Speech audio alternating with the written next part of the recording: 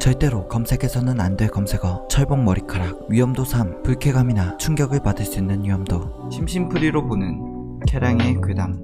철봉 머리카락을 검색 시 1분 16초의 짧은 영상이 나오게 됩니다. 이 영상은 1995년도에 만들어진 학교 유령이라는 공포 애니메이션에서 나온 영상이었죠. 학교 유령은 여타 공포 애니메이션과 같이 괴담이나 도시전설을 소재로 다룬 애니메이션이었습니다. 예를 들면 못 보던 여자아이가 갑자기 다가와 음악실을 묻고 음악실을 가르쳐주자 갑자기 벽을 타고 오르기 시작하더니 말끔했던 여성의 얼굴이 기괴하게 바뀐다거나 하는, 지금 보면 조금 유치할 수도 있는 괴담들을 그려낸 공포 애니메이션이었죠. 그런데 이런 학교 유령에 실제로 일어날 것만 같은 보는 사람에게 굉장히 충격을 준 에피소드가 하나 있었습니다. 그 에피소드의 제목은 철봉에 휘감기는 머리카락이었죠. 시작은 중년 여성의 나레이션으로 시작합니다. 중년 여성은 과거에 다녔던 초등학교에 철봉에서 떨어져 목이 꺾여 죽은 아이가 있었다고 말합니다. 그리고 그 사고 후 자신의 친구가 철봉에서 기묘한 사고를 당하자 먼저 죽은 아이가 마치 친구가 필요하다는 듯 친구들을 죽음으로 끌어당기는 것 같았다고 하죠. 중년 여성은 과거를 회상하듯 초등학생 저학년의 모습으로 돌아가 자신의 친구에게 일어난 사고를 말합니다. 친구는 철봉 위에 매달려 있었고 능숙하게 철봉을 돌기 시작하죠.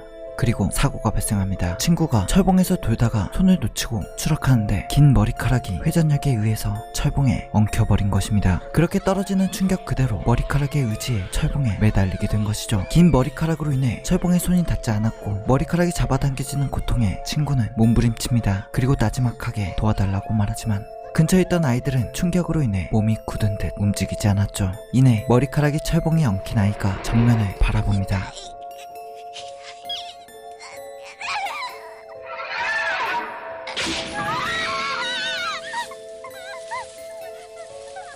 머리카락이 전부 뽑히며 떨어진 아이는 무언가에 생기를 다 빨린 듯 미라처럼 변해 있었죠. 그렇게 에피소드가 끝나게 됩니다. 아이가 생기가 빨려 미라처럼 죽는 모습은 확실히 괴담이라고 생각되지만 이 영상에서 무서운 점은 철봉에 머리카락이 엉켜 매달리게 되는 것이 정말 실제로 가능할 것 같다는 점이었습니다. 실제로 머리카락이 엉켜본 사람들은 머리카락이 정말 잘 안 풀린다는 점에서 더욱 공포심은 배가 되었고, 머리카락이 엉켜 철봉에 매달리게 되었을 때 팔은 철봉에 닿지 않고 머리카락이 자신의 몸무게에 의해 잡아당겨지는 상황의 고통과 절망감은 보는 이들에게 엄청난 충격과 공포를 가져다 주었죠. 그리고 학교 유령은 괴담과 도시전설도 다뤘지만 실화를 바탕으로 제작된 실사 파트가 있어 이 철봉 머리카락 에피소드도 실화라는 말이 퍼지며 영상뿐만 아닌 철봉에 대한 공포감도 불러오게 됩니다. 하지만 정말로 철봉에 머리카락이 엉킨 아이가 있었던 것인지는 알 수가 없으며 학교 유령에서 실사 파트의 에피소드도 굉장히 허구적이어서 철봉에 머리카락이 엉킨 이야기가 실화의 가능성은 굉장히 낮고 실사 파트 자체가 90년대 당시에 과대 과장이라고 볼 수 있습니다.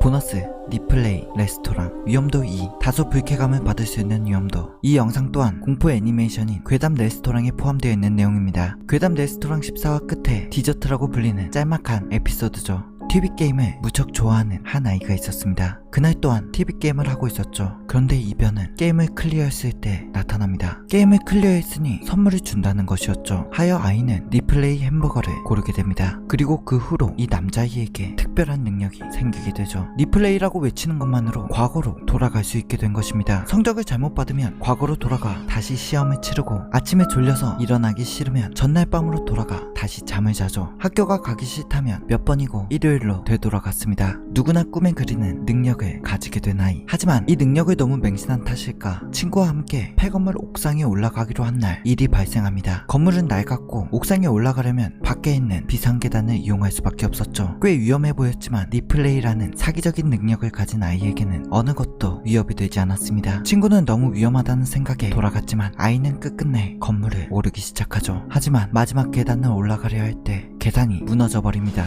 아이는 당황하지 않고 리플레이를 외치죠. 그런데 되돌아간 순간은 떨어지는 순간이었습니다. 아이는 너무 빠르게 생각하고 리플레이를 했다며 침착하게 다시 리플레이를 외치죠. 그러나 떨어지는 순간으로 되돌아갈 뿐이었습니다.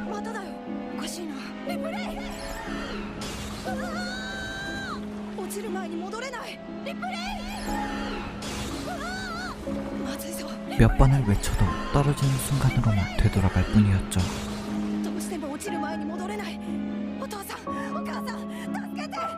몇 번을 외쳐도 같았습니다.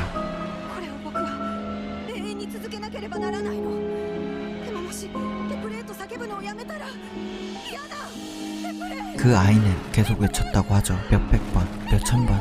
아니 몇억 번 리플레이라고 말이죠. 이 상황을 끝내는 방법은 리플레이라고 외치는 것을 그만두고 떨어져 죽는 것뿐인 꿈도 희망도 없는 짧은 에피소드로 혼자만의 시간에 영원히 갇힌다는 은근한 공포감을 주는 이야기였습니다. 한때 위험도 3에 분류되어 있었지만 앞서 말한 철봉 머리카락과 비교하면 확실히 떨어지는 점이 있죠. 하여 일본에서는 위험도 3이었던 리플레이 레스토랑을 위험도 2로 내려 분류하고 있습니다.